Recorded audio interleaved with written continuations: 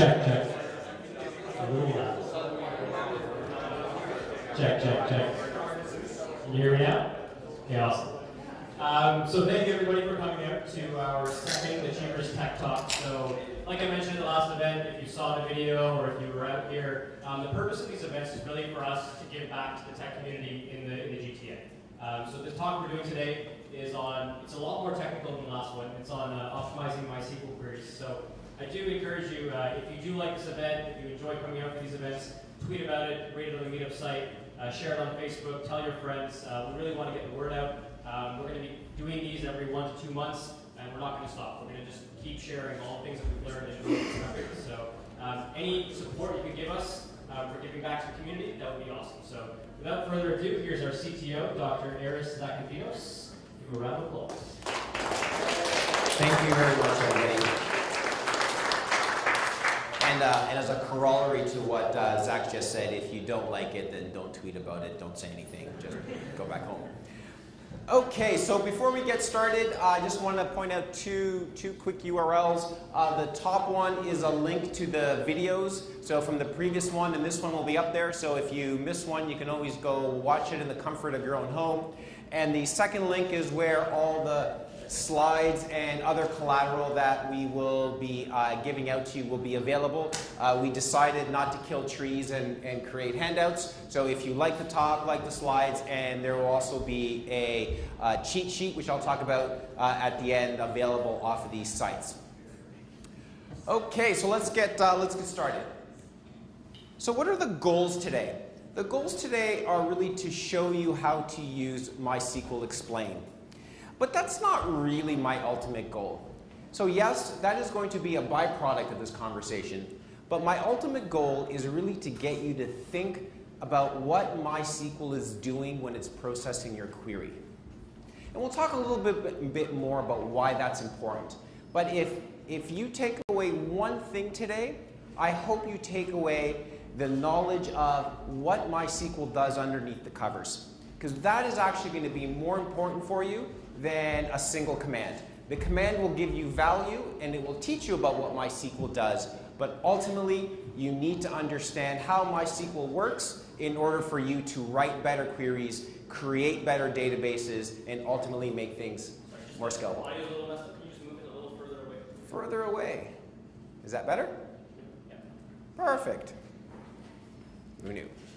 Okay. We're going to start with a little bit of indexing refresher. So before we do that, we're going to do a quick poll of the audience. How many people in here use MySQL? Oh, that's good. How many people would consider themselves, let's go with advanced MySQL godlike people? Awesome. Whew. Good I didn't do that presentation. I'm kidding. How many people would consider themselves an intermediate MySQL, want to get better? Cool. And how many people are just kind of getting their toe wet and really trying to understand MySQL? Awesome. So I actually, very cool. That's good. And just there's one more category that I didn't cover. We might as well do it for completeness. Anybody here would consider themselves an advanced MySQL user? So not godlike. That is Kaylin, one of our senior developers here at Achievers. Oh, there we go. So there's going to be something in here for all of you. And so what I want to do is I want to cover some of the fundamentals. And I will try to go at a reasonable speed around the fundamentals. But I do encourage you, if I start to lose you, put up your hand and I'll slow down. I'll ask a question. I don't want you to be sitting here in about an hour when we're done and go, well, you lost me in the first 10 minutes and I didn't know what was happening. I wasn't too embarrassed to say anything. That's not cool. Ask a question. There's no such thing as a dumb question. If you have the question, then I am sure there is multiple people in this audience that have the exact same question. So please ask questions. I will also give you an opportunity at the end to ask questions, but I want to make sure that I don't lose anybody. Okay, so let's start. Indexing refresher. What is an index? Simple. It's a data structure to improve the speed of data retrieval operations. So when I was doing this practice yesterday, one of my developers said, no, wait, hold on. And I said, well, we could argue with Wikipedia, or we can just accept that that is the definition of what an index is. And an index is really just there to help you look up things. Okay, so what does that mean? Well, there's different types of indices. So there are the indices that most of you would know if you are using MySQL day to day, and those would be the top ones. So either the unique or the index, and these are usually implemented with B trees or hash tables. We won't talk about the implementation details. I'm more trying to get the lingo out there so when we talk about things, you understand how they all relate together. There's another type of index that MySQL offers that's called a spatial index. So this is for geographic points, and that's implemented by something called an R tree. And then there's full text indices. So a couple of definitions, just really quickly. When we talk about a column index, that's essentially an index on exactly one column. When we talk about a compound index, that's an index across multiple columns. And I'll have a lot more to say about compound indices. When we talk about a covering index covers all of the columns in the query. So all the columns in the query are available in an index. A partial index is an index on a subset of a field. So for example, if you have a text field in MySQL, you cannot create an index on a text field. What you can do is say, I only want to index the first 10, 20, 30, 100 characters, and MySQL will happily do that. So that's a partial index. It's not indexing the full field, it's indexing part of the field.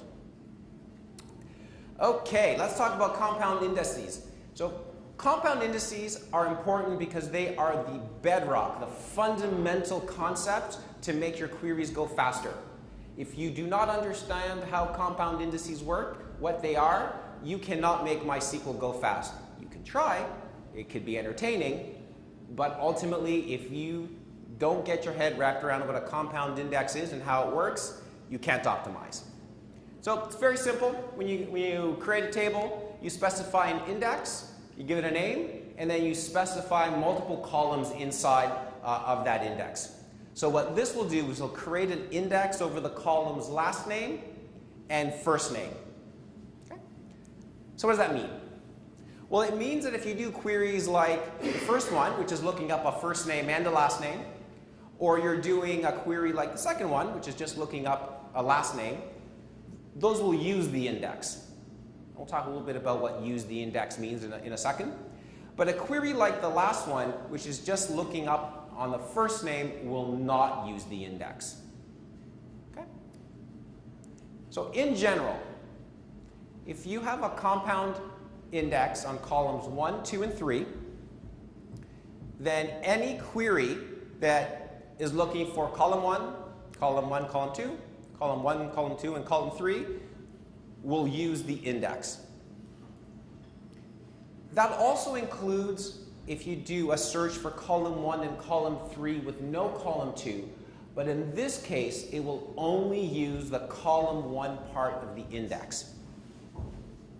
So to say it differently, compound indices only use the leftmost part of the index. Okay, so you could put 25 things in your compound index, and you can put all 25 in, and MySQL will happily use all 25. If you don't include the first one, it will not use that index. So in this particular example, queries for column 2, column 3, or column 2 and column 3 will not use this index. This is a fundamental concept of compound indices. Excuse me. If you don't understand or it doesn't make sense to you, I suggest that before you even get to explain, to actually take some time and understand how compound indices work. So one of the things that you may be wondering is, well, I can't visualize it. I can't get it in my head. What's actually happening under the covers? So what's happening under the covers is that it's essentially building a map of all of the compound indices back into the database. So the simplest way I can explain this is, okay, how many people have used Excel? If you don't pull up your hand, you could just leave right now. So, how many of you have sorted in Excel? Thank you very much. How many of you have sorted by value in column 1 and then value in column 2? Okay, fewer hands. And then how many have done value in column 1, value in column 2, value in column 3? Even fewer hands. That is what a compound index is. Consider it, it's sorting, pre-sorting your data from column 1. All matches then get sorted by column 2.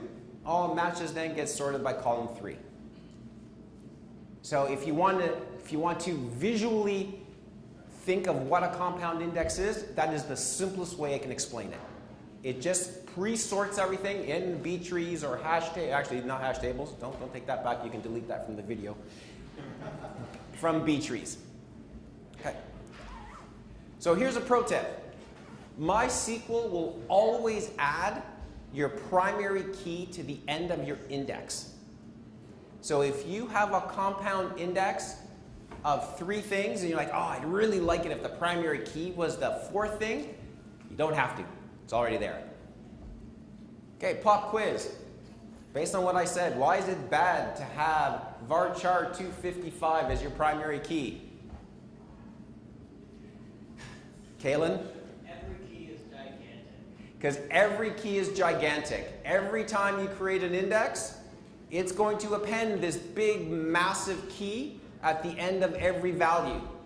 Your indices will be huge. And we'll talk about why huge indices are not good in a few seconds. Yeah? So why does it add the primary key to the end of your index? It does. So the question was, why does it add the key to the end of your index? It does it for lookup purposes. So think of it as just being able to look things up quicker, pointers back into its other data structures. Oh, it's the address. Yeah. Okay. Can you have too many indices? Yes. Yes. They take up space, first of all. And so you're like, yeah, but hard disk space is cheap. I can buy a terabyte for $100. Yeah, no problem. It's not the disk space.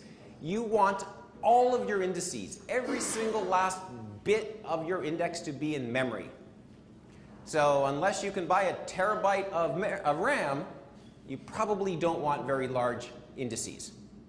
So servers are getting bigger. This is becoming less of a concern, but it's still something to worry about in a very large database. So we have tables that are many, many million rows. If those million rows had massive indices, we would be using a lot of RAM to hold indices into that data structure. Okay? It would be very expensive for us. But there's even a performance impact. Just remember that this index is being maintained by, in most cases, a B tree. And if for all of you computer science grads, you remember you walk the tree, you got to split the leaf, and then you got to rearrange pointers. And I see the intern shaking their head going, I just lived that hell a little while ago. So that is what has to happen when you insert data into the B tree. And on reverse, when you delete data, it's got to consolidate nodes, it's got to do a whole bunch of maintenance. Everything goes slower. You do not want to be inserting a row into 50 indices. It's going to take time. If that's your only choice, it's your only choice. But do not just create indices because you think they're free. They are not free. And we'll talk about a third reason near the end of the presentation. But these are the 2 key reasons why you should not just create indices for the sake of creating indices. Okay, so let's talk about explain. So what does explain do? What it does is it can be summarized in one sentence. It shows MySQL's query execution plan. That is, it's going to let you know how MySQL is going to execute the query. So what does that mean? It's going to tell you how many tables are used. It's going to tell you how they're joined. It's going to tell you how it's looking up the data. It's going to tell you about the indices it's using. It's going to give you literally the plan it's going to follow to execute your query. So you will be able to see everything that MySQL is going to do. So why should you care? Well, ultimately, less server load leads to a better user experience. So if you can make things faster, your users will be happier, and that could be the difference between a very successful organization and one where you're looking for work. So I personally like the former rather than the latter.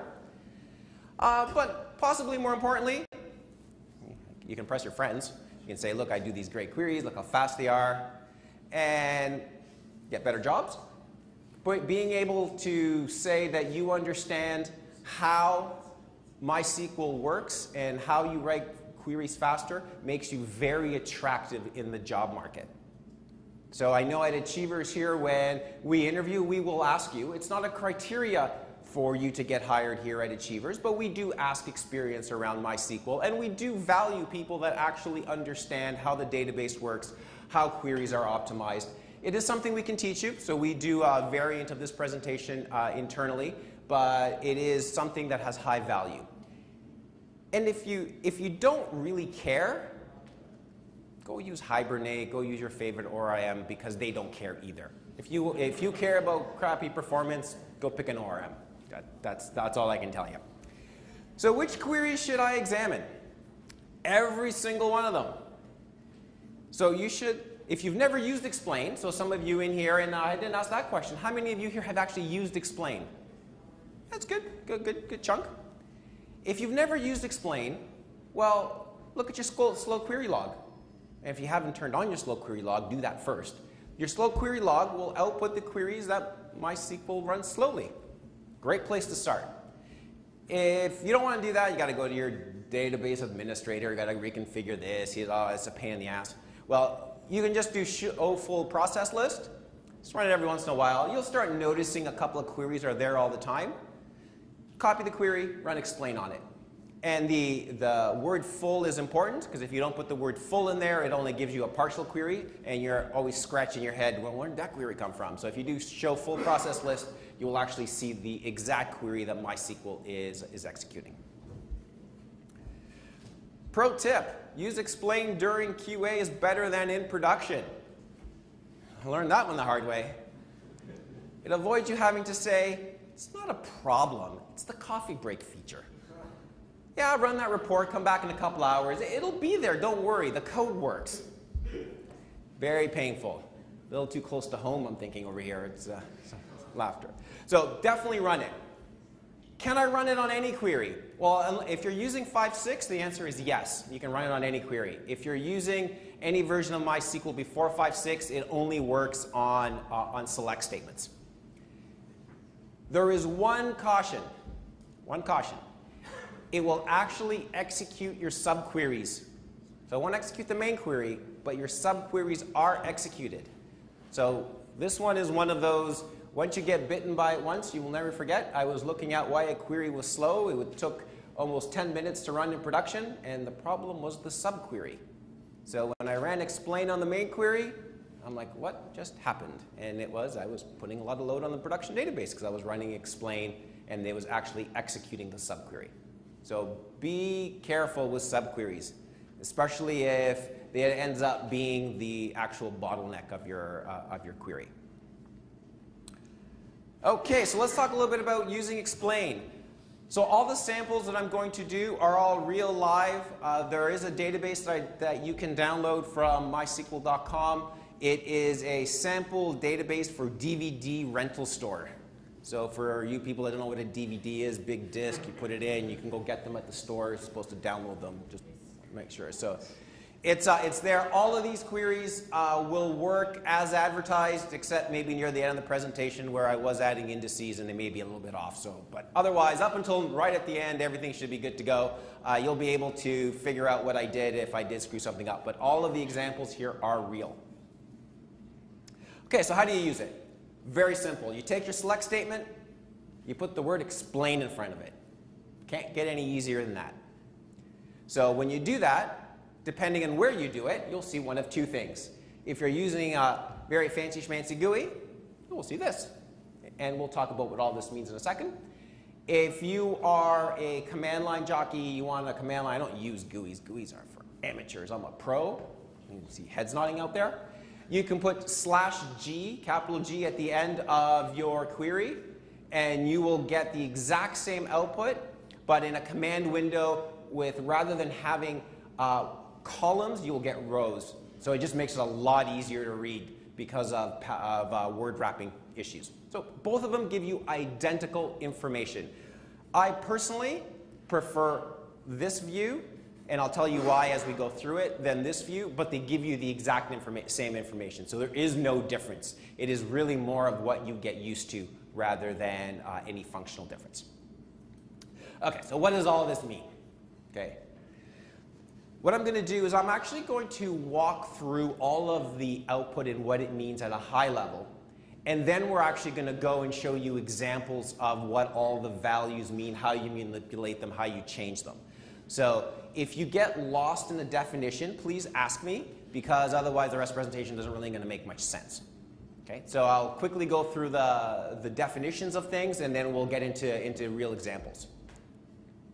So the first example is a sequential identifier. And if you only have a simple query, and by simple here I can mean it can have multiple joins, it will always have one. The only time you get a number greater than 1 is if you have subqueries, dependent subqueries, or unions. And we'll show you a little bit later. So right now you'll almost always just see 1 if you're looking at most queries. The second column is called the select type.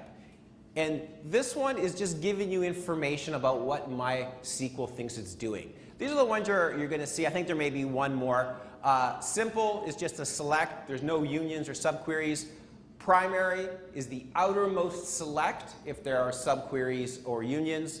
Union. Subquery is the select in the subquery. Dependent subquery derived. This column is purely informational.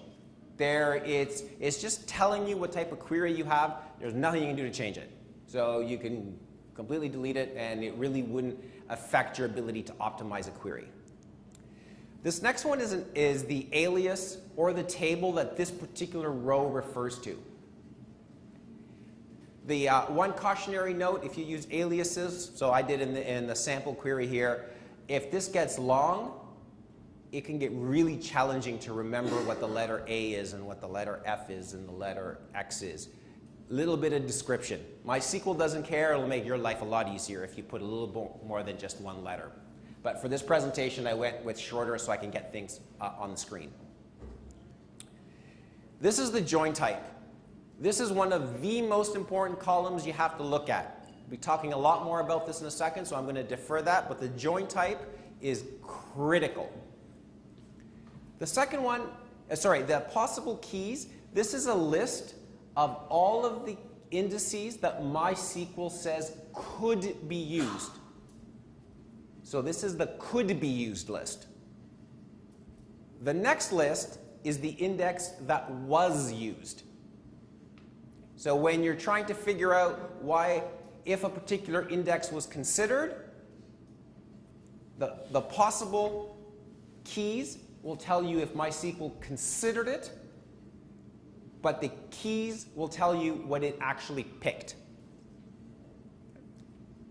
The key length is the number of bytes MySQL used from the index. We'll talk about that a little bit later and how you compute it and what it means, but for now, it's the number of bytes used. The rev column, the columns tells you what value or column it's using to look up in an index. Okay, we'll talk a little bit more about this. Rows is the estimated number of rows that will be examined by this row. Oh, I used the word row way too many times in that sentence. Try again. The rows value is the estimated number of database rows that will be examined for each row in the explain output. Finally, the extra column is, in my humble opinion, the second most important column. Could be the first, depending on how things go, that you need to look at. And we'll talk a lot more about what the extra column tells you. And this is information on how the tables are joined. Okay, so that is the definitions of the columns. So let's see what they mean. Join types. One of the most critical columns in the explain output. I'm going to go through them in the order of best to worst. Okay, what that means is the first one I do, if you see it, high fives. If it's the last one I do, start figuring out why your query stinks. Okay, it's almost at that level. So the best join type you can see is system or constant. What this one is MySQL can satisfy your query because it's a constant, so the value doesn't change. It can propagate that constant through your query, or it's using it's using a unique or primary index and returning exactly one row. Okay, so here's a simple example of what will generate this type of query. Right? So you see const over here because we're looking where rental ID is 10. This is the fastest query that you can execute. Next, EQRef. EQRef, excuse me, is very, very similar to the previous one, except this is part of a join where it's saying it's going to return exactly one row for the join condition. Okay, so when it does the join, you see here what we're doing is we're selecting from customer and we're joining on address. When we see EQRef, what this is telling us is that this row in explain, and I'll talk about what all the rows mean, is going to return exactly one row. Ref, similar to the previous one, except it can return more than one row. So EQRef, exactly one row. Ref, one or more rows.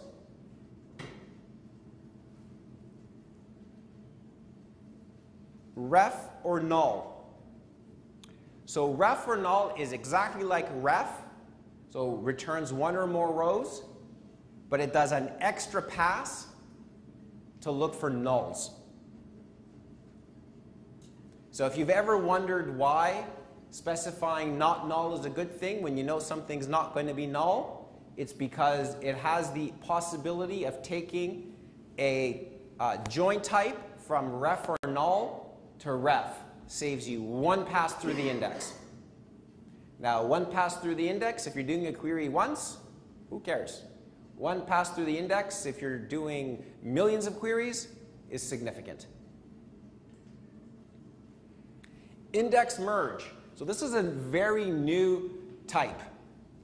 Up until, I'm going to say 5.5, but it could be 5.4, MySQL would only ever use one index per row. So in one of these rows, it would only ever use one index, and that was a huge limitation. Index merge allows MySQL to use multiple indices and merge them on the fly. There are many rules around when this can be applied and not be applied. So if you find yourself needing this, go to the MySQL docs, read about it. The primary use case is when you have ad hoc reporting. So when you have an ad hoc reporting engine and the user is allowed to select how they want the columns to sort, it is very, very difficult to create a compound key because you don't know what the compound key should be. Remember, the leftmost part of the key is relevant.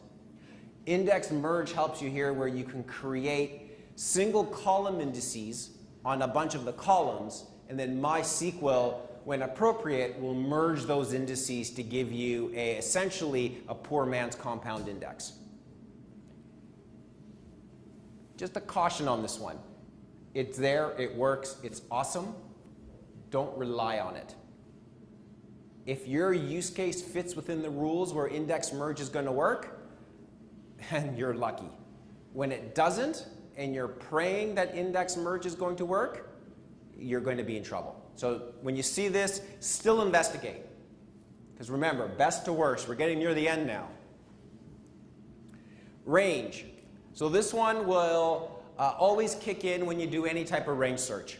Any type of range search, and why will it kick in? Because think of what MySQL has to do. You're asking it to look for, in this particular query, the rental date between the January 1st and July 1st. Well, the only way that it can do that is by going into the index and walking the index looking for dates between those two periods. And what range, the reason this isn't the next one is because the index will get it to the beginning here very quickly, but it then has to sequentially go through all the records one by one until it hits the end date. So range queries are better than the last two, but not as good as the first three or four. Index. says it's using an index. That's awesome, right? Not in this column. In this column, if it says using index, that's probably bad. And why is it probably bad? Because it is essentially saying, I'm going to start at the beginning of the index. And I am going to look at every record in this index to process your query. It's better than the next one, which is I'm starting at the beginning of your table, reading every row of your table to process the query. So arguably a little bit better. But this is the second worst join type you can see.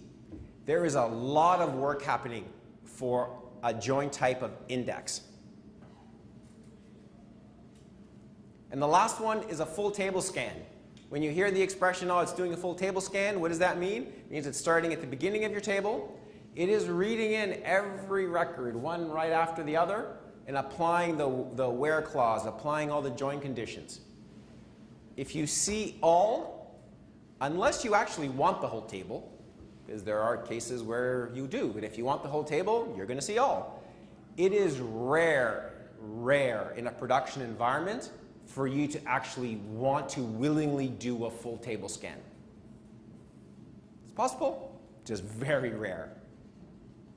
So in summary, from best to worst, system or constant, EQ ref, so these are the distinction being the number of rows returned in the join, ref or null, extra pass for null, index merge, takes a bunch of indices, merges them together. Range is when you do greater than or equal to, between, in, it's doing some type of range query. Index does a full index scan, and all does a full table scan. Okay, a slightly more complicated example. So this is one from our production logs. So you can see we got 5 different things, bunch of unions and primary union results. If you look at the type, okay, the first one's a range. Okay, so you have to make sure that you know what that is. But everything else is either EQ ref or ref. So we know, just by looking at this, I hadn't actually even showed you what the query is, that this query probably isn't too bad. Probably isn't too bad. So back to our query. Okay, this is where newbies to MySQL shake their fists, throw books, kick computers. MySQL will determine how it wants to execute your query no matter what you say. Some exceptions, but for most cases, it's going to tell you what it thinks is optimal. You may disagree. You may go, oh, but if it just did it this way, it would be so much faster. Tough. MySQL will do what it thinks is right. So if you notice, the order they're listed is the order MySQL is going to process this query. And we'll show you what that means in a couple of slides. But the order it's going to process, even if you don't know what that means right now, it's going to first look at table A, table FA, then table F. If you look at what I typed in, I had F first, FA, and then finally A. It is exactly in the opposite order that I typed things in. That is normal. That is what you should expect it not to be what you typed in. If you think it's going to execute your query as you type it in, you will be sadly disappointed. There are times where I have cursed MySQL. I have wanted to download the source and put the do it the way I want you to do it flag. Sadly, no such flag. MySQL will determine what it thinks is optimal and do that. So a logical question is, well, what is MySQL based that calculation on? Way beyond the scope of this talk, but for interest, it bases it on approximate number of disk read operations. So if you're trying to understand why this order, because MySQL believes this order will minimize the number of disk read operations. Remember, MySQL knows nothing about your data. Zero, zilch, nada. You do. If your data, if it came in a different order, would be faster, it knows nothing about that. So arguing with your computer, which I have done many a time, about how could it be so dumb, doesn't help. So how does it execute the query? So this slide and the next slide really go back to one of my goals, to make you understand how MySQL actually works. So how does it work? Here's the pseudocode of what this query is doing. It starts by saying for each row in table A, first one. Then for each row in FA, the film actor table, matching actor ID. How do I know all this? I look in the second row. I read across the second row. I can see that table FA, so I know it's looking at table FA as the second table. I know from the ref column that what it's doing is it's passing in the actor ID, and that is the key I'm looking up in table FA. Okay. So it's going to look up actor ID using the primary key. How do I know that? Because I look under the key column. And it's going to return one or more rows. How do I know one or more rows? Because it's ref. Each one of those rows will then go to, once again, this is not what MySQL does. This is how you conceptually think about it. Each one of the rows that come out of the second row will one at a time get passed to the third row. What is the third row going to do? It's going to take the film ID from the second row. It's going to look it up in the primary key. I know because it says EQREF that it's going to return me exactly one row. If those conditions are true, it adds it to the output. If those conditions are not true, we break out of the loop and we go up and we process. If you notice, the first row is type all. We are processing the whole database. So for each row in the database, look up the actor ID in the index primary of film actor. For each matching row, look up the film ID in the primary index of film. If I find it, add it to the output row. That is what MySQL is doing. And the explain output told you the exact plan that MySQL was going to carry out. Told you everything. It told you all the details. It told you what it was going to do, how it was going to do it, and the order it was going to do it in.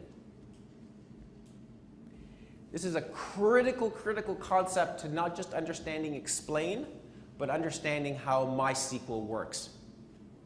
So I'm going to just pause and ask, are there any questions? Is there anything that you saw here that you don't get, don't understand, don't like? Anything?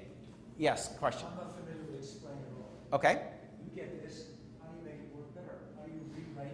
I'm glad you asked that question. I have 23 slides to answer that question. There was more hands. So the question was, how do we make it better? We'll talk about that. We will, but it's that's the crux of the talk. Yeah, there was other hands. Yes? The rows in the table there, are those how many it returned, or it's the amount that it had to go through? Great question. The question was, what does rows mean? We'll talk a little bit more about it in a second, but just to answer your question, that is the estimated number of rows that it has to process. It's an estimate. Okay, and so just for this table, you can ask again in a second. This table has roughly 1,500 rows in it. We know, because it says it's doing an all type, every row, that true number is going to be 1,500. But so MySQL is using the statistics it has to give you an estimate. So it's not actual, it's just an estimate. You had a follow-up question? I was going to lead into, so how safe is it to say that the film actor and the film table only have one row? That's not accurate at all. Okay. At all. Okay. So yeah, this is a great question. I'm going to go back. So for people that understand it, check your email and everything else. For the rest of you, because this is critical. What ref and EQRef tell you is the number of rows that the join condition is going to return, not the number of rows in the table. So when you see EQRef, that means the join condition, there is exactly one row in that table that will match the join condition. When you see ref, it means one or more rows in the table that match the join condition. It says nothing about the size of the table. Yes? The possible keys, you kind of brushed over this before. There's two, and it decides what key to actually use. Is it like it's like a guesstimate? You can't really tell what Mysql is going to choose, or it's just going to choose one that it thinks is better? Great question. So the question was possible keys. How does it list those, and how does it pick which one it actually uses? Did I summarize that correctly? Okay. The possible keys, by looking at the query, and this comes with experience, so please don't take this as, oh yeah, it's obvious. You will look at the query and you will be able to see the keys because you're looking for leftmost prefixes that match columns in your query. So when you look at all of the indices that you have on your table, if the leftmost columns are in your query, it will be a possible key. Okay. How does it pick the key? Great question. And I think what it does is it takes a chicken in the back, it actually kills it, drapes the blood. I have no idea how it picks it. What I do know is that it uses underlying table statistics on each index. So MySQL tries to filter out the most rows in each step. So the index it picks is the index that filters out the most rows. Once again, you may completely disagree with its assessment of what filters out the most rows, but that's what it's doing. Any other questions? This is a critical slide. Awesome. You'll have another opportunity after the next slide. In general, this is how MySQL will process your query.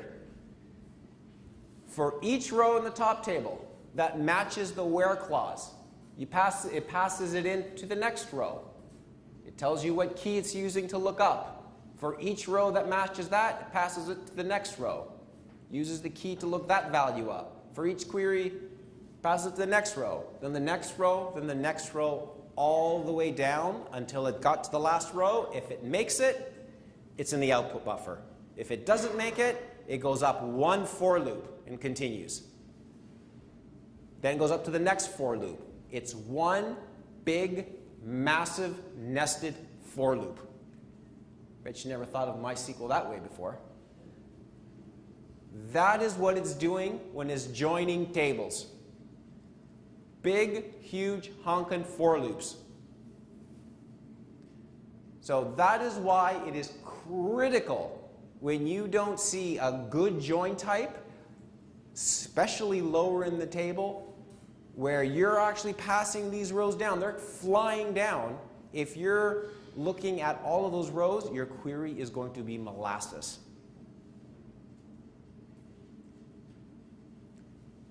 Another opportunity to ask a question. These two slides, in my mind at least, and I know people here are just trying to understand, explain, are the meat of my presentation. They are the heart of it. If you understand these two slides, you can go back to your office, you can download this presentation, and all the rest will make sense to you. You don't understand these two slides, you won't be able to get your head wrapped around it because it is so fundamental to understand how MySQL is processing your data. Yes? So if it says all, does that mean it's not using any index? No index. If you see the word all, let me go back a slide here. If you see a word all under type, it is not using an index. It is going to pass every single solitary row of your table to the next row in that list. Every single one.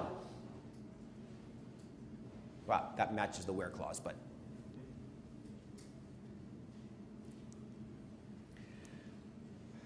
Okay, we talked about rows very briefly. It is a critical indicator of performance, but it's an estimate. So this is one from one of our test servers. First thing to notice, remember how I said nested for loops? Nested for loops mean multiply. They do not mean plus. So nested for loops mean to get a approximate total number of rows. You take the first one, you multiply it by the second one, you multiply it by the third one, you multiply it by the fourth one, you multiply it by the fifth one, the sixth one, seventh one, eighth one, ninth one. See, when these are 1, multiplying by 1, good thing. When these are not 1, bad thing. So when you look at this column, so when you look at this query, you may go, okay, well, you know what? Lots of 1s, but immediately you see a 195 here.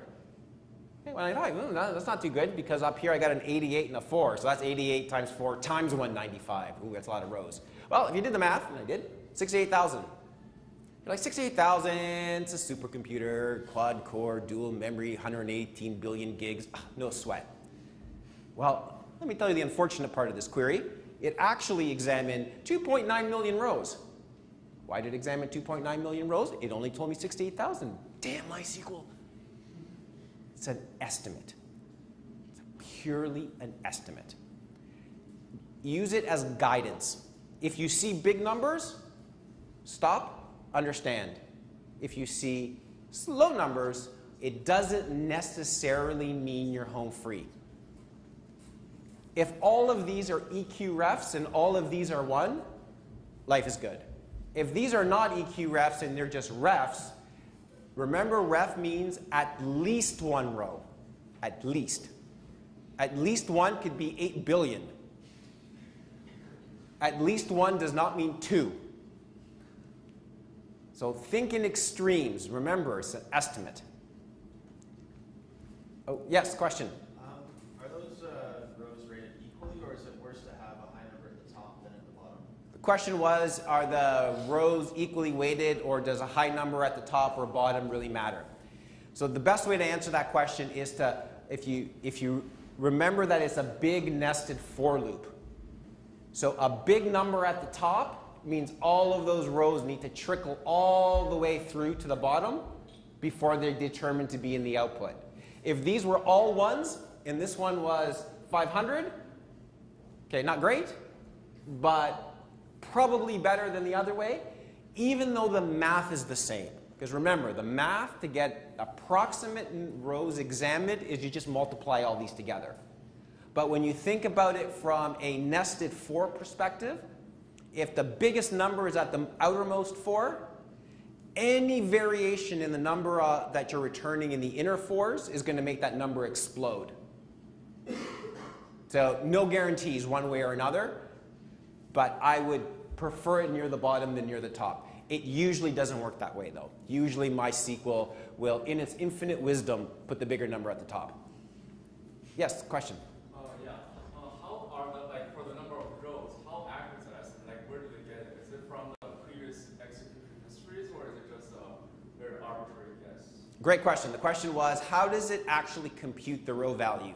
So the honest answer is, I don't know. The slightly more complex answer is what it does is it uses statistics based on the index. So when it's building your index, it's getting an approximate number of values that match each value in your index. So it keeps all this data around.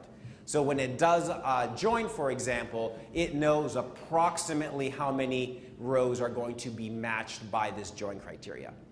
So it's not based on history, not based on history. It is purely based on index builds. There was another question back here. Yes? Does it typically do a better job of estimating than this? This is all I've had before. Does it do a better job at estimating? I'll go with no. It's an estimate. So is this one a good estimate? This one's a horrific estimate. Some estimates I've seen are within a couple of hundred. This one is not great. And we'll talk about in the second last slide one of the reasons that could happen, but it's an estimate. Yes? You mentioned that explain runs subqueries. If it runs a subquery, do you get accurate numbers? It gives you accurate numbers for the subquery, but nothing else. So you could move your query to a subquery to make it actually... Well, you could just run a count star with all the rest of the conditions if you wanted to know the exact rows it's going to return. So this is really to help you get a sense of how the query breaks down when it's doing the joins. And that's usually where you're going to run into problems. Not always, but usually where you're going to run into problems. Yeah.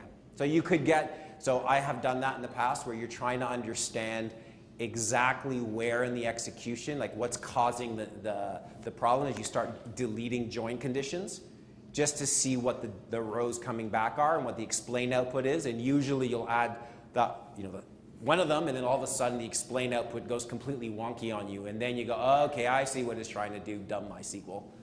Okay, so it's a tool to do what you asked. It is definitely a useful tool. But the rows are just an indicator, not the actual number, just an indicator.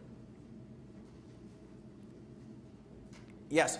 So how did you figure out that the actual rows examined was closer to 3 million? Because the slow query log, when you go, it gives you the query execution time, and it tells you rows examined. So slow query logs are very, very useful in trying to understand what's happening. Any other questions? Okay, remember this query? So here are the estimates. If you look at this query, you'd go, wow, that actually doesn't look that great. Those numbers are huge. Well, this query runs very fast. I think 200 milliseconds is like an upper bound. This can run in less than 100 milliseconds. And the reason is, I haven't shown you the query, and the query would barely fit on the slide. There's enough limit clauses in this query that I know we're only going to return 30 rows. So this query will only return 30 rows. No matter, and so the estimates column is meaningless because I know it's only going to return 30 rows. So this is where I know something about our data that MySQL doesn't. So it is critical for you to understand your own data. Otherwise, you may spend hours trying to figure out how to get that row numbers down when it actually doesn't matter. Keylen. So this tells you how much of the index it's going to use. This number was black magic for me for the longest time because it tells you the number of bytes of the index. It doesn't tell you the number of keys it used, which you would think would be rational and sane. It tells you the number of bytes it used. So when you see a number, how do you know how much of your index it really did use? That's the challenging part. So let me tell you the magic incantation to decode this field.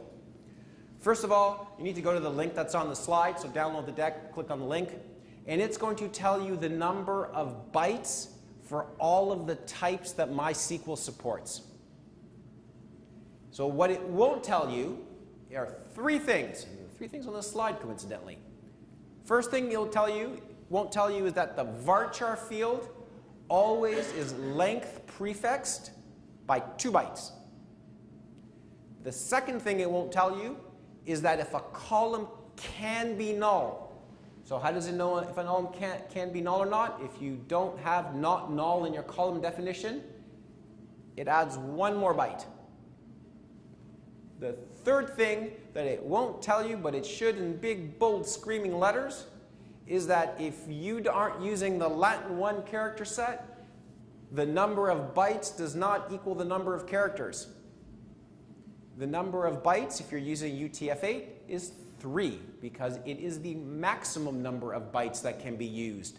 Not the minimum, not the actual, but the maximum. So if you're using UCS4, for people who know what UCS4 is, that would be 4 bytes. For people who are using UCS2, that would be 2 bytes. So critical, it is the maximum size of your character encoding. For UTF-8, that is 3. So with that link and these 3 pieces of information, the key length field is now no longer black magic. Let me show you why. So here's an example. It says the key length is 66 bytes. 66 bytes. What does that even mean? Seriously. Okay, here's the table definition. Here's the indexed compound key. Step 1, first field, language ID. Language ID, language ID is a tiny int. You go to that link, you look up, tiny int is 1 byte. it can't be null. So it's 1 byte. The second one, release year. Release year is a year type. I actually had to look this one up, and we did a Google search, and year type, for people that don't know, can take a year, but it has to be greater than 1901. And since it's exactly 1 byte, it has to be less than 1901 plus 256. Who knew? Year, 1 byte. Well, this one says default null, so there's a hint that it can be null, but there isn't a not null. So +1 because of possible null values. Okay. So right now we're at 3. Description. Description's a text field. Oh, that's interesting. But when I look at the definition of the index, description bracket 20. Oh, I see. I'm only indexing the first 20 bytes of the description field. Sorry, first 20 characters of the description field. So the first 20 characters of the description field. So next thing I need to know is my character set. Character set. Oh yeah, default character set, UTF-8. UTF-8, 3 bytes long. 20 times 3 is 60. Remember I told you varchar. Well, you're like, it's not a varchar. It's a variable length text field. So varchar, 2 byte length prefix. That's plus 2 byte length. It doesn't say not null, 1 byte possible null. You add up all those numbers on this page, you get 66. So what does that tell me? It tells me that MySQL is using IDX compound key, and it is using the whole key. Life is good. So where this is critical is when you have these compound keys and MySQL refuses to use part of it. If you compute the length field of the index that it is using, you will at the very least know how much of that key it's using. And if there's no way for it to use all of the columns, what should you do? Get rid of the columns. If it's not going to use them, you don't want them taking up space, so get rid of them. Now, most of the time you sit and you fight with MySQL and you bash a few books and you punch the monitor a few times and then it starts to work. So you may not want to delete them as your first go, but understand which columns are being used or not used. The extra column. So remember I said this is the second most important column? Arguably the first, depending on what's in the column. And what do I mean by that? This column is going to tell you one of two things. It's either going to tell you your query stinks, or it's going to tell you nothing, unfortunately. So that's why it's the second most important column. If it tells you your query stinks, it's now all of a sudden the most important column. If it tells you nothing, that's the second most important column. Okay, so how do you know your query stinks? The bad. You see the word use temporary. So use temporary means it needs to create a temporary table to fulfill your query. Why is that bad? Anyone guess why is temporary bad? It actually says in here, not horrible if temporary table is small. Because it has to write it to a disk, potentially. If your temporary table has 10 rows in it, do not spend another second optimizing your query. Who cares? It's going to take you longer to figure out what's going on than it is for MySQL to sort that table a bazillion jillion times. However, we're rarely so lucky. Usually when it's using a temporary, it's trying to sort 8 million rows. Okay, so if you see using temporary, you need to look at your query. Understand why is it using a temporary.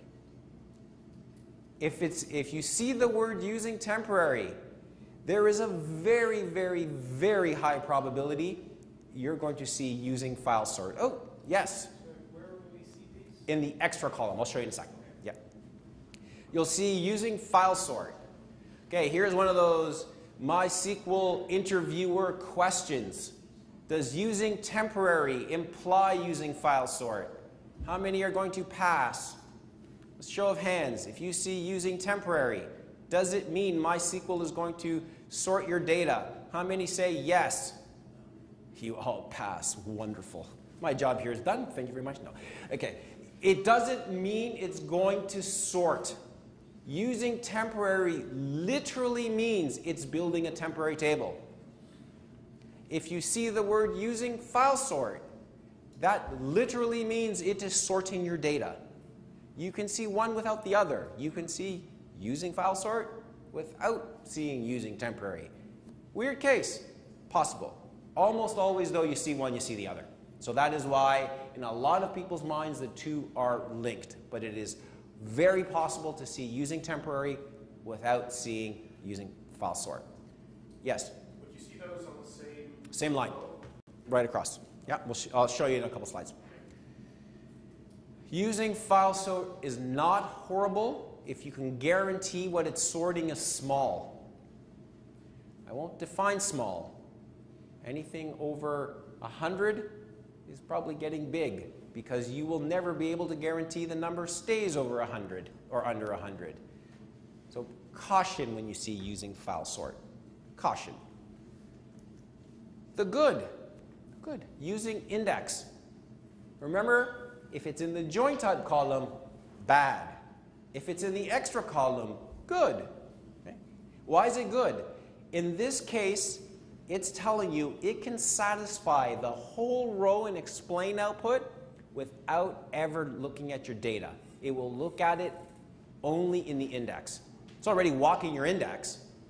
So when it finds the node in the index that it needs, it actually satisfies the row. It doesn't have to go and pull the data off of disk. So using index is good. The whatever is, I'll say using where. It essentially means that you have a where clause that this row needs to filter out on. So I call it the whatever. It is useful for you to know, because occasionally you may see using where and not understand why, because you don't see it anywhere, but it could be because of a join condition. There could be other reasons. So, but in 90% of the time, it's a whatever, and 9.9% of the time, it's interesting, and it's just very, very rarely that you'd see this and go, whoa, I really got to go do something about this. It's just telling you there's a where clause.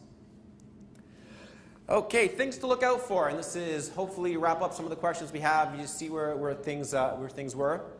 Signs that your query stinks. Okay, we'll go through some of these. No index is used. Okay, you know that if you see null in the key column. You see a large number of rows estimated. You see using temporary or using file sort. You see derived in the select type column. So derived means it's taking a bunch of selects, usually subselects or unions, and building a table. So you'll almost certainly see using temporary, but not necessarily. You're joining on these derived tables. Remember, a derived table doesn't exist. It actually has to build it. So if you're joining on it, it's actually building you a table that it's then joining on. Okay? Probably a very expensive operation. And then dependent subqueries on large result sets. A dependent subquery, for those that you don't know, is when the subquery depends on a variable that's set outside the subquery. So think of it as a function call. Not really, and the Mysql guys, if they ever watch this video, will come shoot me. But think of it as a parameter being passed into a function. It's more or less what's happening. Okay, so here's some examples. So the first one, we're just selecting a film where the release year is 2006. Okay, so these are all the films. So since I'm selecting all the films that are released in 2006, I'm like, okay, well, it's probably not going to be a great query, but here's the query. Look, it says using where, yay. It's whatever, there's a where clause, of course it is. But why is this query bad? Well, you look across. First of all, the type is all, red flag number 1. Possible keys is null, and keys used is null. So it's telling you, not only am I not using a key, there isn't even a key I considered using, so I just decided to go through your whole table. Okay. This particular one, very simple to fix. All you need to do is add an index on the release year. And when you do that, you will see it's now doing a query. Notice the type. So it's one or more rows. There's no other rows, so it's going to return one or more. Here are the possible keys. The key that it used 2 bytes. If I don't have the column definition, but 2 is right for this particular column. It's now a constant. Why is it a constant? Because the year is 2006. It knows immediately, just looks it up in the index, and life is good.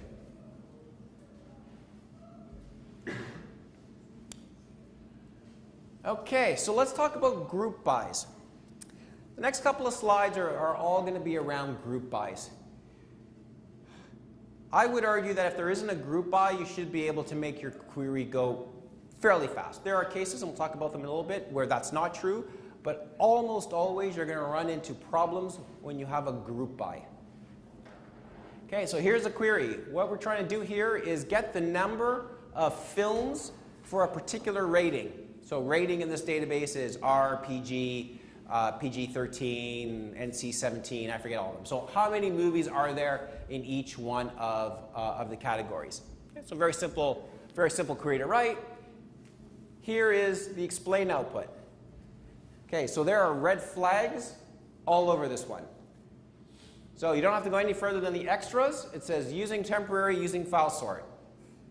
Okay, so it's telling you, in order to fulfill this query, I need to create a temporary table. And not only do I need to create a temporary table, I need to sort it. And oh, by the way, there's no keys I even considered, and I'm not even going to use one, so I didn't even consider any. And so I'm not using any keys, and I'm looking at the whole table. Okay, this is a terrible query. Terrible, terrible query. So why? Why is this query so bad? So let's talk about what MySQL has to do. So think like a database. So we're thinking like database. So here's the query. Select blah, blah, blah from film where rental rate is less than 1, so less than $1, and I want to group by the ratings. Okay, so what do I got to do? First of all, I need to find all the rows that have rental rate less than 1. Okay, so I need to find all those rows. I need to then sort by the rating. Why do I need to sort by the rating? Because I'm about to do a group by. Right, so I need to collapse the groups. How do I collapse the groups? I need to put them adjacent to each other. For one thing that some newbies, and I don't think there were any super newbies in here, but just in case, MySQL will not create the group buckets and then fill them in. It will process exactly one bucket at a time. So it needs the data to come in where all of the columns in the group by are sorted in the right order. No choice. So random data into group by means temporary table with file sort. Always. In order for the group by to be fast, the data that's being grouped has to be processed in sorted order. If it's not processed in sorted order, your query will be slow. So in this case, we have to filter. We then need to build a temporary table on the results from the filter. We then need to sort that table. We then need to group that table. We then need to count the rows for each one of the ratings. And then we need to output it. That is what MySQL is doing under the covers. And how do I know that? Because that's what that's telling me. And if you don't believe me, go back to the nested for and write it out. It'll be one for loop, so it'll be pretty simple. But actually, you can write out the where rating and just try to understand the mechanics that MySQL has to do to execute this query. Okay, so you're looking at this query, and you're like, okay, well, what do I do? Well, what did I say about group bys? They have to come in sorted order. So what should I create at the very, very minimum? What do you think? Keys on? On which one? Okay, which one in this particular example? Rating. So if I create a column, an index on the column rating, and think about this. I'll actually show you what happens in a couple of slides. What does that mean conceptually? What does that mean? It means when MySQL is walking the index, it's getting one row at a time, sorted by rating. Okay, so it's taking the first row, where what would be the lowest rating? G, PG, NC? Let's go with G. It's going to take the first rating, which is a G-rated movie. Okay, it's going to take the row. What's it going to do next? What haven't I done to this row? Filter. Filter it. what's the rental rate? Oh, this one's $2.99. Throw it away. Take the next row. Rental rate's 99 cents. Woohoo, I have a valid G row. Plus 1. Throw it away. Take the next one. Nope, don't need that one. Take the next G one. No, need that one. Plus 1. Once I get to that transition point where I go from G to what's next? PG? Let's just assume it's PG. At that point, you go, oh, I have a new key. I can now finish off that grouping. Take the value, throw it in your output row. Start the PG count.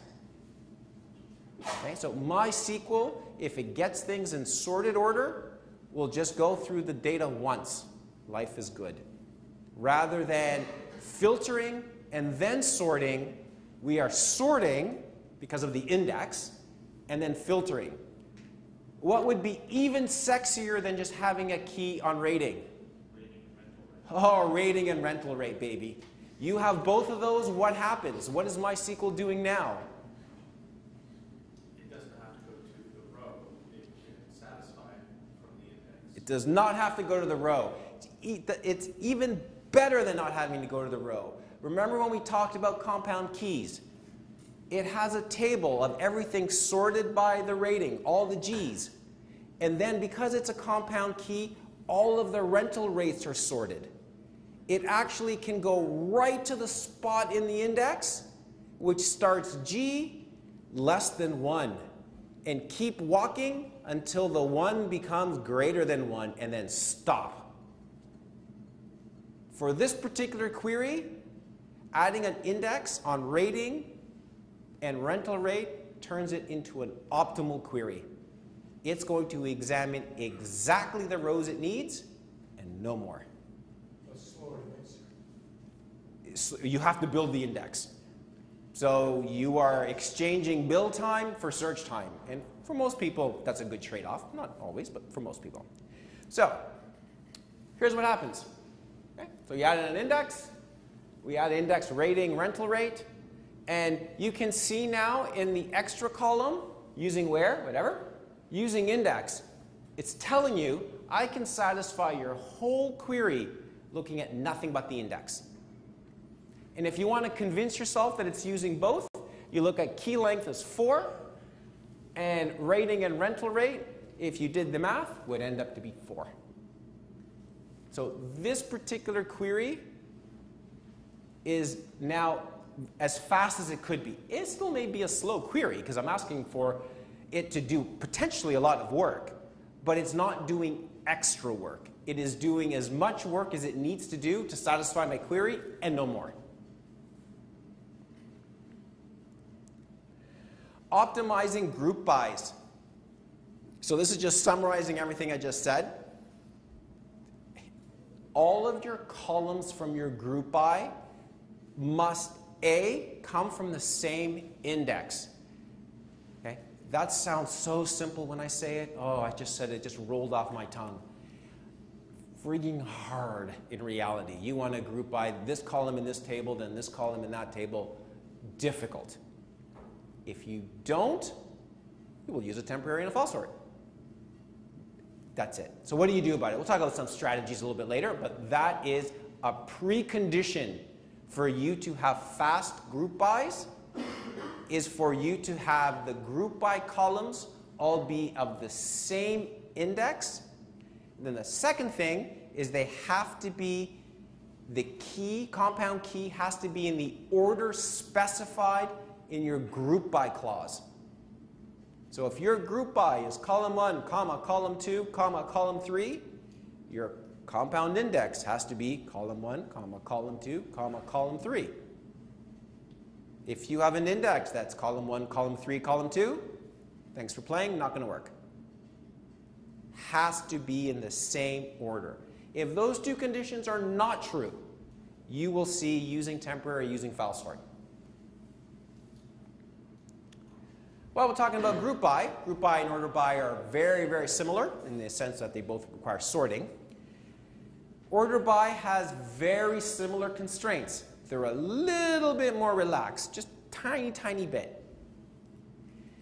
The columns still have to come from the same table, but if there's a hole in the compound index, so let's say you want to order by column 1 and column 3, and you have an index column 1, column 2, column 3, that's okay under the condition that column 2 is a constant in the where clause. So as long as your index specifies all of the values from the query, MySQL can use it. If that isn't true, you're going to see using file sort using temporary. So let me give you this query. So similar, yet so much harder. So what is this one? This one is, I want it ordered by the count. Because my customer is a pain in the butt. They don't just want to know how many. They want them in sorted order. Oh, man. You look at this, using where, using index. It's even using my index. What do I do? If you cheat, you read the rest. If you don't cheat, you think about it. This query is unoptimizable in its current form. Why is it unoptimizable? Why? Can you tell me why? You can read if you don't want to think about it. What am I asking MySQL to do? To sort calculated value. So, yeah. Because you're selecting star, you're actually getting the whole row back in some part of index, and then you're sorting on rows. So you're both right. So the comments were that you're sorting by calculated value. The problem here is you're sorting by calculated value. It has to calculate the value to figure out what to sort on. There is no way to guarantee that the sort order is going to come back the right way because you don't know what the values are. By definition, you're calculating them. So the only way that a group by and an order by can live together, this doesn't happen very often, and it would be really, really hard, I can't even think of how you would do it, is if the order by and the group by clauses are the same, but group by already does a sort, so you're going to get that anyway. So anytime you have a group by with a different order by, you have a problem. It's going to be a challenge for you. It's a very, very difficult query to process because you have to think of what is happening. MySQL needs it sorted one way for the group by, and then you're asking MySQL, but I want the output sorted differently. So unless you can guarantee that the rows are coming in sorted two different ways, I think I just said something that wasn't possible, but whatever, then you're not going to get what you want. What if I can't make it better? Which I think is what somebody over here has. What do I do? Don't give up. Because giving up just means it's not going to get better. Definition thing. You may need to do something that you find difficult, challenging, repugnant, offensive, pick your favorite adjective. You may need to denormalize your data. If you were here at the previous tech talk when we talked about how we scaled some of our infrastructure, we talked a little bit about denormalizing the database. Remember I said the only way you're going to get a group by fast is if the group by columns are all in the same table? You just might need to denormalize your data and pull those columns into that table just to make the query go fast. It's not pretty, but this isn't academia. This isn't school. There's no bonus marks for pretty. Bonus marks for fast and successful. No gold stars for pretty. You may need to just cache the query. If you have a killer query that runs and it runs the same all day, well, run it once and cache the value. Right? Don't think the database is the end-all to be-all. Be creative. Another one which might work, depending on your application, is if you were here at the last tech talk, remember we talked about database bound. Most web applications are database bound. Well, that means your web servers aren't really doing anything. If they're not doing anything, can you pull some of that processing out of the database and do it in your web server? I'm not saying slam your web server. Just saying, can you balance that out? Is there a different choice? Can you break your big honking query into a bunch of little ones and then use your favorite programming language to do whatever little bit of sorting or aggregation you need? Just don't give up. Stack Overflow, absolutely. Okay, final thoughts. Don't test and run and explain on your test data. How many times have I looking at this explain going, it's beautiful. It is all ones. I love it. I want to hug you. Then you put it on your QA test server, you run explain, and it is the most horrific, terrible query ever written by a human being. Why did that happen? And we've alluded to it through this talk. MySQL uses statistics from the underlying data to make index choices. If the statistics that are using are not real, it's going to make different choices. It'll make what it thinks are the best choices for your sample data set, but they may not be optimal choices for your production data set. So it's one thing if your query is really terrible to run it on your local machine just so that you can understand, because maybe that's easier. But when you're doing that fine-tuning, run the explain on a production data set. Otherwise, you may be really, really, really surprised. And then finally, practice. Practice, practice, practice. Even if you only understood half of this talk, even if you understood only a quarter of this talk, take a query, run explain on it, sit with the slides, just try to understand what it's doing. It will make you a better developer. It will make you somebody that understands how to build an application that runs quickly, and it will give you insights into how your application is working. There is no course you can take that's going to make you be a better MySQL developer. There's no course that's going to teach you all the tips and tricks. Everything I've talked about covers 90% of what you need to know to write optimal MySQL queries. The only thing that you don't have right now is experience, practice, so that when you look at a query, you look at the explain output, you can say, oh, I know what this is. I've seen this before. This is because insert statement here. If you don't do it, if you give up, you will never get better. Thank you very much.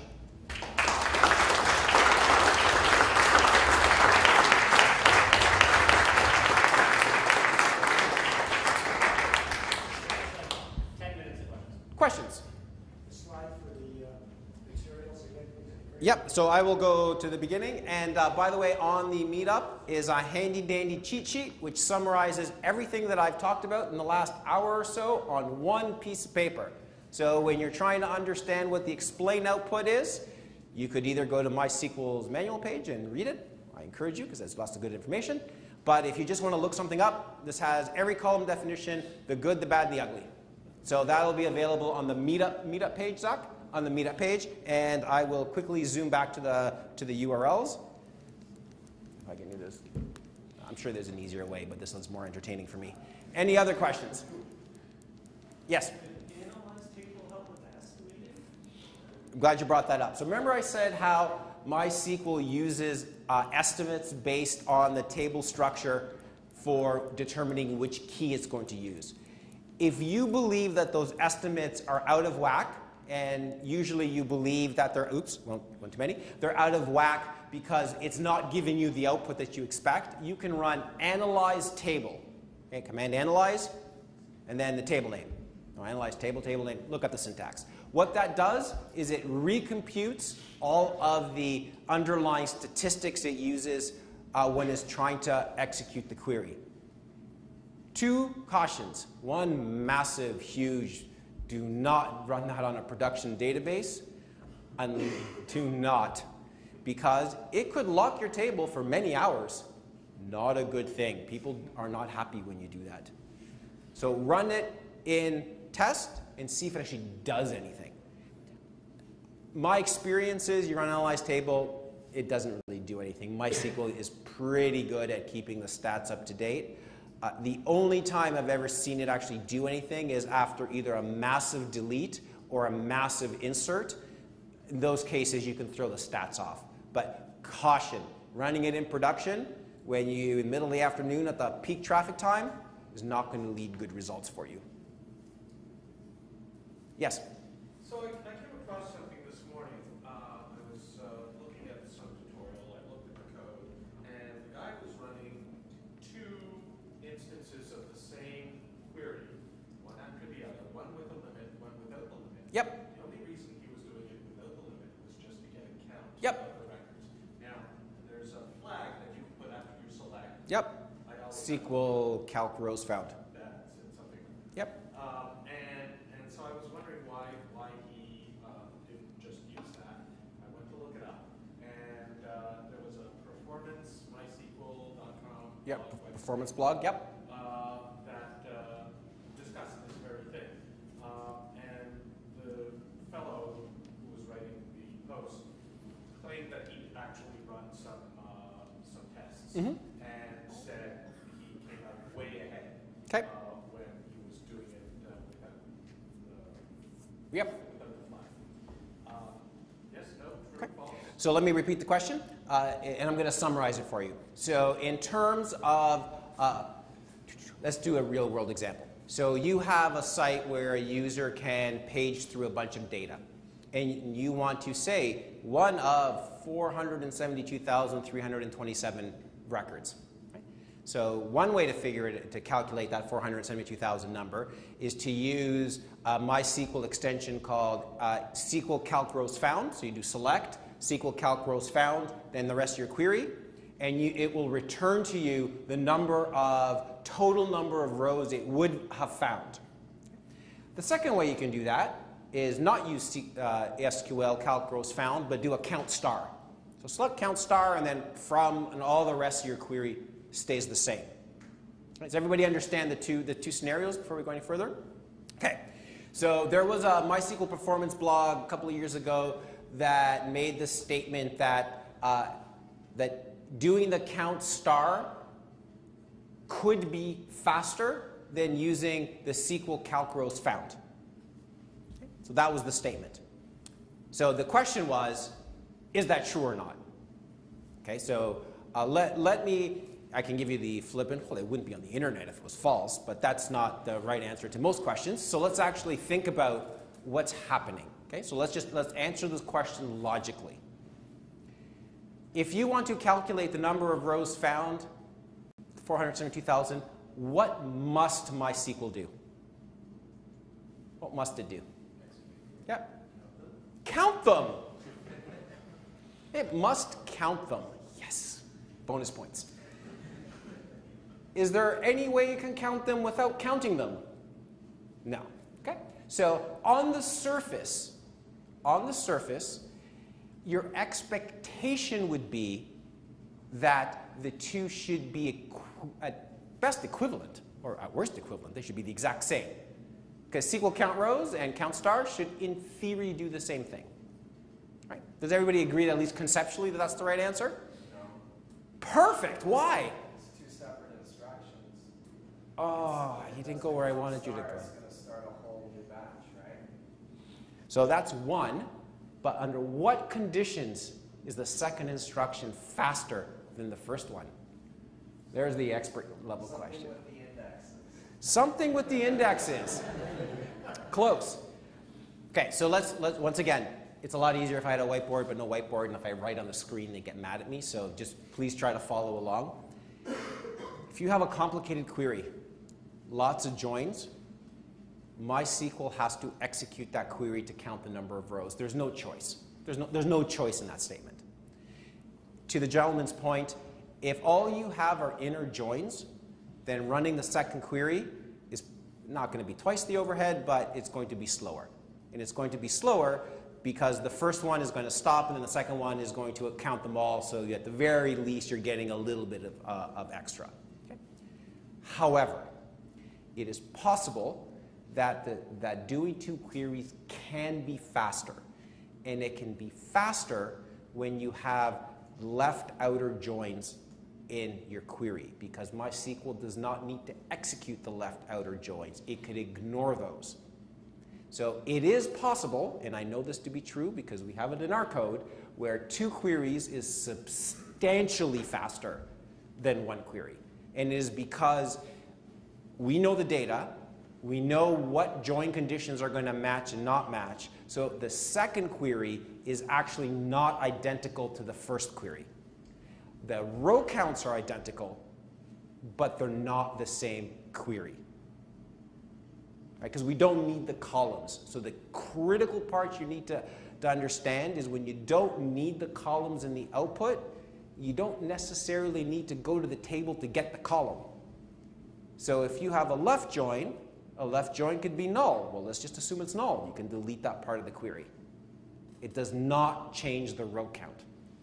So I don't remember the specifics of my performance blog, but it is 100% possible to have 2 queries, one that gives you 10 values or 20 or 100 while you do your paging, and another one that gives you the count, where that is faster than doing SQL calc rows found.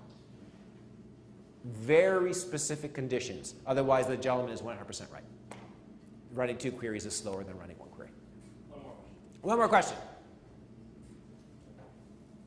If tomorrow I start using PostDagger or MongoDB, Yep. am I going to be throwing out everything you said and starting over something new? Or is it in general really fun? So MongoDB is a NoSQL database, so everything I just said would be completely useless. If you're using Oracle, Postgres, SQL Server, any SQL-based database, they have their own explained, the syntax is always explained, but their output columns will mean different things. The concepts are identical. So everything I said in this talk is applicable to any relational database. You just need to get to their syntax, their meanings, but the concepts are the same. Well, thank you very much. Please stick around a little bit, talk to some of our developers.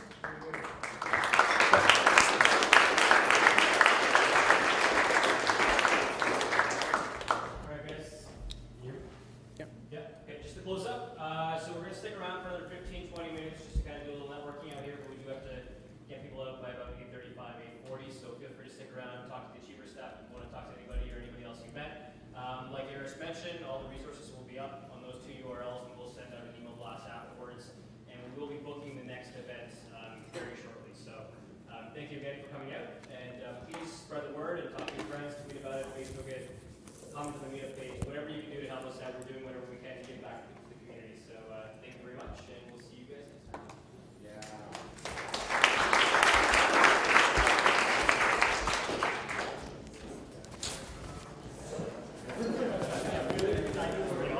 Was it?